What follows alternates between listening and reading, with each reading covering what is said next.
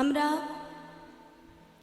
এটাই ভুল করি যে আমাদের ঘরে যে ছোট ছোট ছেলে মেয়েরা আছে তাদেরকে উচ্চশিক্ষিত করার চিন্তা ভাবনা করি, কিন্তু কখনো গ্রন্থ চেনাতে তাদেরকে শেখায় না।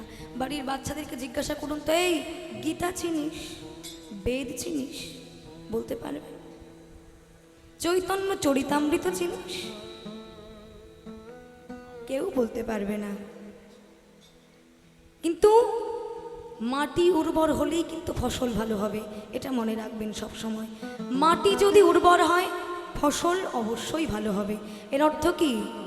মায়েদেরকে আগে জাগতে হবে, মায়েদেরকে আগে ভালো হতে হবে। মা যেমন হবে সন্তান তেমনি হতে বাধ্য। মা যদি কৃষ্ণ ভক্ত হয় সন্তান কৃষ্ণ ভক্ত হতে বাধ্য। মা যদি গীতা না পড়ে, মা যদি ধর্মগ্রন্থ না চেনে, সবসময় সিরিয়াল দেখে, মোবাইল দেখে, তাহলে সন্তানও তাই হবে।